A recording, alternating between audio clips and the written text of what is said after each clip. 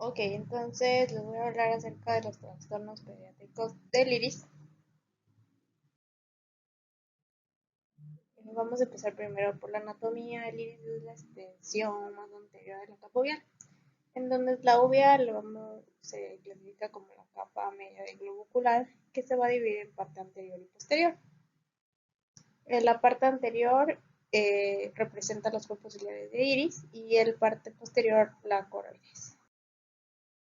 Entonces, el iris se va a dividir en estroma anterior, estroma posterior, epitelio pigmentario anterior y epitelio pigmentario posterior. Entonces aquí lo que vamos este gráfico es muy bonito porque vamos a encontrar las diferentes partes del iris, del margen de la pupila, el esfínter del músculo de la pupila, los fibroblastos, los melanocitos, los vasos sanguíneos, el estroma, el músculo dilatador, etc. Entonces es importante que el iris tiene dos partes, la pupila, que es la A, y ciliar, que es la parte B, como mostramos en la imagen. Se muestran los surcos por la contracción circular que en las flechas donde se están mostrando, y en la porción ciliar del iris se ven las criptas de Fuchs, que es en el C, se ve el collar de pigmento en el borde pupilar, que es el D, y se muestran los vasos de iris comenzando en el círculo arterial mayor, en el cuerpo ciliar, que es el E. Las ramas radiales de las arterias y las venas se extienden hacia la región pupilar.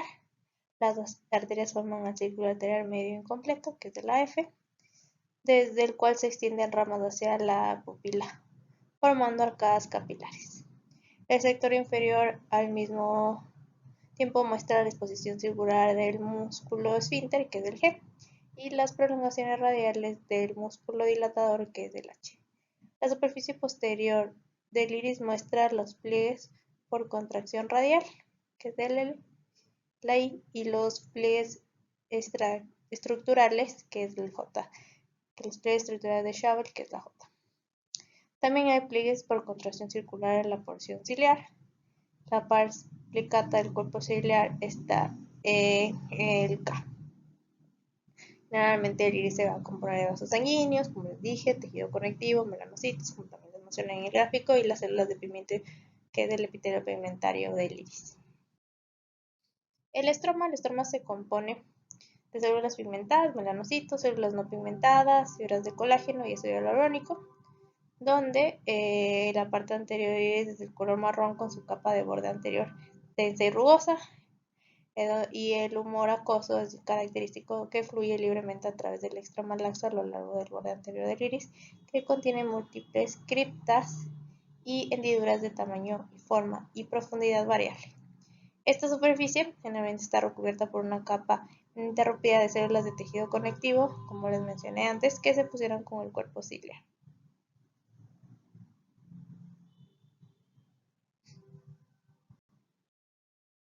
Entonces, pues el iris se va a dividir. Parte A, que es la porción pupilar, la parte C, que es las criptas de Fuchs, y la B, que es la porción ciliar. Los vasos sanguíneos forman la mayor parte del estroma del iris.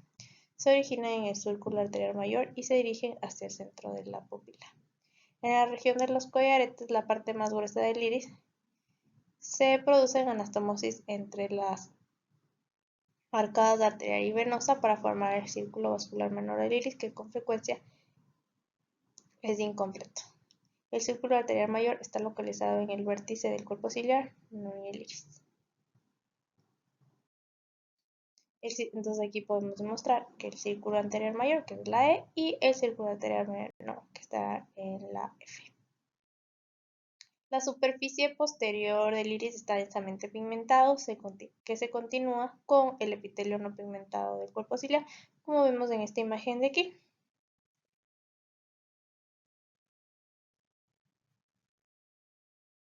Entonces aquí podemos encontrar el músculo esfínter y el músculo dilatador.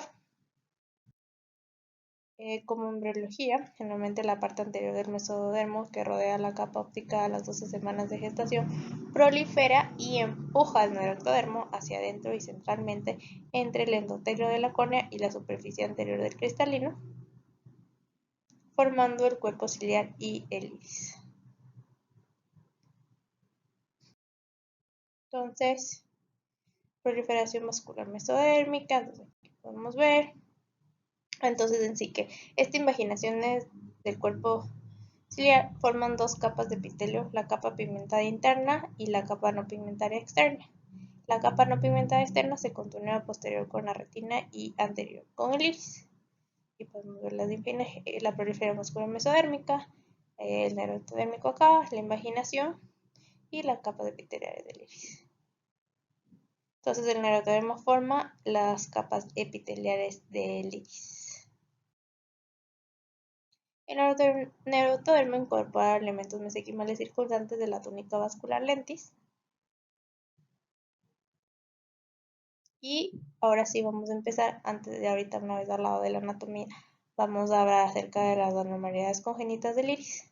Entonces de estas están los Bushfield spots, la melanosis del iris, el iris ectrópico de iris, los nódulos del iris, el estroma quístico de iris, la xantogranuloma juvenil, la heterocromía de iris, la membrana pupilar persistente y el coloboma. Entonces es importante que el dolor y la fotofobia son características de la iritis. Las manchas de Bushfield son un rasgo característico de pacientes con síndrome de Down o trisomía de trastorno cromosómico. Se presentan en las 35-78% de los recién nacidos con este síndrome. Las manchas de Bushfield tienden a oscurecerse por la pigmentación de la capa de borde anterior del iris en pacientes con iris no oscuros. La anisocoria, una diferencia en el tamaño de la pupila, se produce en aproximadamente el 20% de la población normal y puede transmitirse de forma autosómica dominante con expresión variable. Anormalidades adquiridas, trauma, isquemia, hemorragias e infiltraciones del iris con tumores.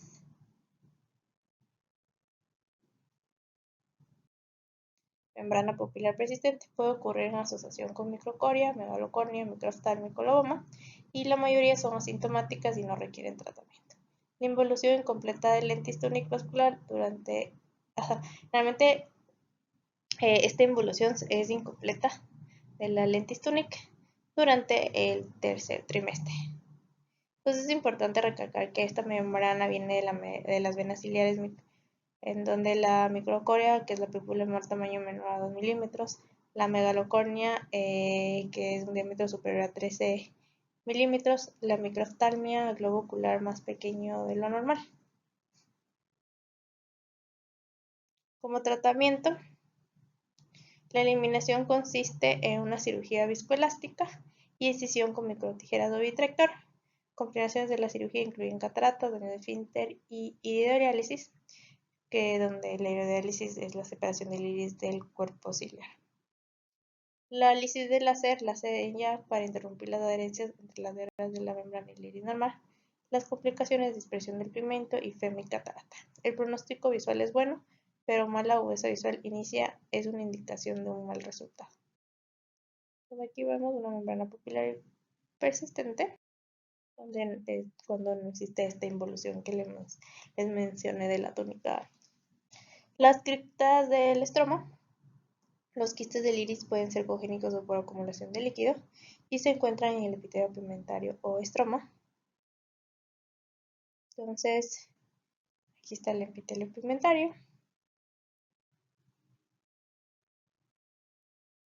Los quistes del epitelio pigmentario son estacionarios, con una pared transparente, con un revestimiento vascular en el margen pupilar.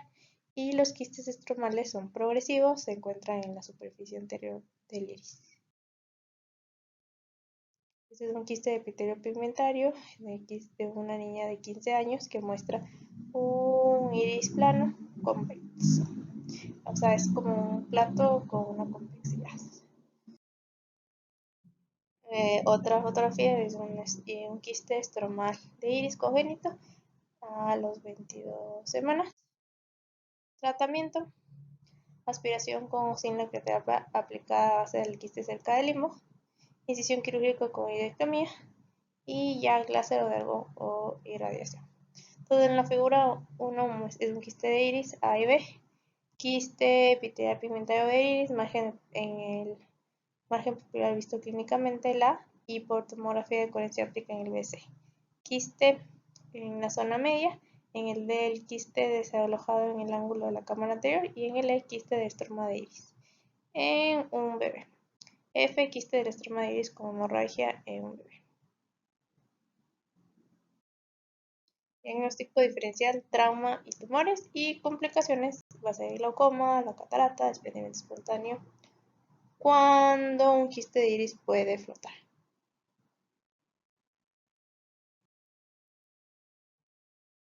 Síndrome multisistémico de disfunción del músculo liso se manifiesta como pupila fija congénitas dilatadas con falta de acomodación. Esta es una enfermedad genética caracterizada por una disfunción de los músculos lisos en todo el cuerpo. Los pacientes afectados pueden tener ductus arterioso resistente, enfermedad aórtica y cerebrovascular, vejiga hipotónica, hipoperistaltismo intestinal e hipertensión pulmonar. Se piensa que es causada por una de las mutaciones de la CTA gen en el cromosoma 10, 10q23.3. Electropion del iris o electropion vulvar. Puede estar asociado con glaucoma, neurofibromatosis tipo 1 y digenesia del segmento anterior. Puede ser congénita o adquirida y se caracteriza por extensión del epitelio pigmentario posterior sobre la superficie anterior del iris. Heterocromía de iris es la diferencia del color de iris. Puede ser congénita o adquirida. La congénita, el iris es más oscuro. La melanocitosis, el síndrome de martoma sectorial, síndrome de Horner congénito, síndrome de Waldenburg. Y entonces en esta foto vemos un síndrome de Horner congénito con iris heterocromía, con esta heterocromía que les mencioné. Entonces, como signos, pueden presentar el síndrome de Horner miosis, hipopigmentación ipsilateral y ptosis.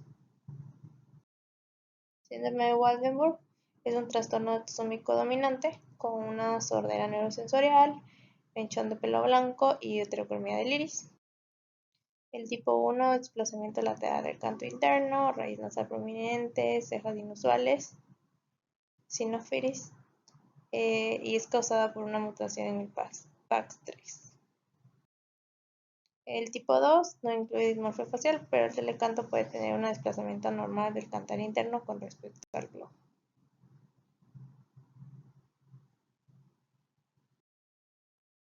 Tipo 3 es similar al tipo 1 con anomalías en las extremidades. Tipo 4 se asocia con una enfermedad de Hirschsprung, donde la enfermedad de Hirschsprung es un defecto del nacimiento. Este trastorno se caracteriza por la ausencia de células nerviosas particulares, ganglios o un segmento del intestino en un bebé. La ausencia de células ganglionares hace que los músculos del intestino pierdan su capacidad de mover las heces a través del intestino, peristaltismo. Heterocromía sectorial del iris y enfermedad de Hirschsprung son trastornos autosómicos recesivos y se dan por anormalidades de la cresta neural.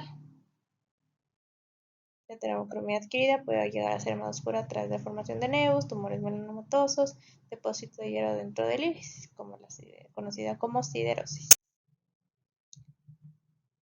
La hemosiderosis son depósitos de hierro de un linfoma de larga duración. El iris puede ser más claro. El síndrome de Horner presenta heterocromía aparece después de algunos años y el síndrome de Williams. Síndrome de Williams es un trastorno autosómico dominante poco frecuente, donde tienen sus características sistémicas asociadas que incluyen enfermedad de la válvula aórtica, hipercalcemia, características faciales como de Elfing, como está en la foto acá, labios prominentes, hiperacusia y retraso en el desarrollo. Características oculares: iris estrellado, estrabismo, hipermetropía y tortuosidad de las venas retinianas. Xantolograma juvenil: alguna proliferación de histocitos, de no-largas, células plasmáticas eosinofílicas y células gigantes de Thornton. Es una enfermedad benigna con etiología desconocida, se produce en la infancia y la piel es la más afectada, pero las lesiones pueden ocurrir en el ojo. Son altamente vascularizadas, con frecuencia sangran espontáneamente y causan ifema, elevación de la presión intraocular y edema corneal. Factores de riesgo: mayor número de lesiones de la piel, edad de 2 años. Dentro del ojo del iris, localización más frecuente son localizadas difusas y unilaterales. Coroides, puede afectar la órbita, córnea, conjuntiva y esclerótica. Diagnóstico: biopsia de una lesión de la piel. En los niños que solamente tienen implicación ocular, el diagnóstico se va a hacer por examen de las células en el aspirado histopatológicamente y paracentesis sobre la lesión en el iris. La biopsia del iris conlleva un alto riesgo de ifema y está contraindicado si se sospecha de un retinoblastoma. Tratamiento: corticosteroides tópicos y radioterapia de dosis baja. Nódulo de Lisch: son lesiones en forma de cúpula en la superficie anterior del iris, son de color naranja, marrón, redondos y bilateral. Histopatológicamente son amartomas melanocíticos. Su tamaño normalmente varía ampliamente. Tienen forma de dome shape, que es en forma de cúpula, y son conocidos como amartomas. Aquí están los nódulos de Lisch. Así se ven las lesiones del iris de ambos ojos redondos y levemente pigmentados correspondientes a nódulos de Lisch. La neurofibromatosis tipo 1 está presente de 1/3 de pacientes de 2 años de edad, 50% de pacientes de 5 años de edad, 75% de pacientes de 15 años de edad, 100% de los pacientes mayores de 21 años de edad. La neurofibromatosis tipo 1 generalmente se manifiesta con manchas de color café con leche. Desde el nacimiento aparecen progresivamente tórax y extremidades y respetan el área facial. Manchas de Brushfield no siempre están presentes, características del síndrome de Down, y se diferencian de las manchas de pigmentación del iris y pecas, que son más central y numerosas. Son pequeñas decoloraciones blanquecinas o grisáceas que se localizan en la periferia del iris con acúmulo de tejido conectivo. Manchas de Brushfield. Aquí hay otras imágenes. Coloboma del iris. Generalmente puede ser típico, atípico, completa o parcial. Los colobomas típicos pueden implicar en el iris, cuerpo ciliar, retina y nervio óptico, y tienen forma de keyhole, entonces como un candadito. Entonces aquí les puse la imagen para que se quede. Generalmente se puede dar por la falta de cierre de la fisura fetal en el cuadrante nasal inferior. Y los colobomas atípicos son los encontrados en cualquier lugar que no sea el cuadrante nasal inferior. Se limitan al iris. Se puede cerrar quirúrgicamente, pero por lo general no está indicado a menos que se combina con la cirugía de catarata. Los niños con coloboma deben realizar un examen médico completo, antecedentes familiares y seguimiento para la ambliopía, anisometropía y desprendimiento de retina. Entonces,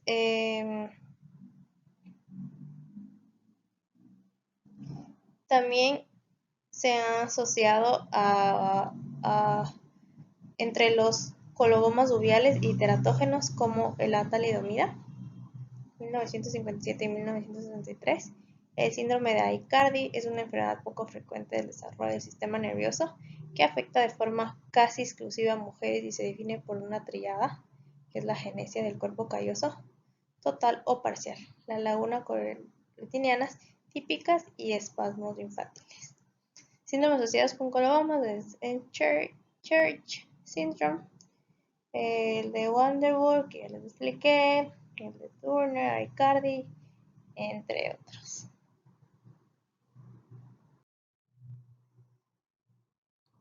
Entonces, el coloboma de iris, aquí podemos ver, como se les mencionó, o sea, se podría operar, pero pues si es que tiene una cirugía asociada, ahí se podría hacer las dos cirugías, como en el caso de una cirugía de catarata, o si no, dejarle ahí. video. La menalosis del iris y la mamilons del iris son raras y el iris es muy pigmentado con protuberancias pigmentadas. Cubre gran parte de la superficie anterior del iris, están asociados con nevos de iris y se distribuyen de manera uniforme. Tumores del iris, como vemos aquí, el nevus, el hemangioma, el medulopitelioma, el heliomioma y ya, todo aquí les puse diferentes para que puedan diferenciar cada uno. Entonces es importante que los leomiomas del iris son tumores de crecimiento lento, raros, benignos, de músculo liso, más comunes en las niñas. Por lo general se presentan distorsión de la pupila o ifema y más tarde pueden desarrollar glaucoma y catarata. Si se agranda se recomienda la excisión quirúrgica. Los hemangiomas del iris son raros, son más comunes en el sector inferior del iris y que pueden causar ifema espontáneo. Pueden ser aislados o asociados con múltiples hemangiomas cutáneos e incluso viscerales. Los melanomas del iris son poco frecuentes en la infancia, tienden a ocurrir en el iris inferior y pueden presentar con ifema. Histológicamente la mayoría son células fusiformes con bajo riesgo de metástasis y el diagnóstico diferencial incluye xantogranuloma juvenil, craniosarcoma del iris y iris como cuerpo extraño. Entonces, también como les mencioné, el mesoepitelioma son tumores sólidos o quísticos unilaterales, se producen en el iris y se extienden en el epitelio del cuerpo ciliar no pigmentado. Pueden aparecer en la infancia o en la primera infancia. Con frecuencia están asociadas con el glaucoma, leucocoria, pupila discórica o ifema.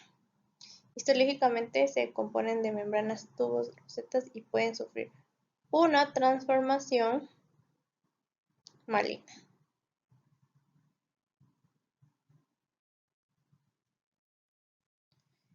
Eso sería todo. Gracias.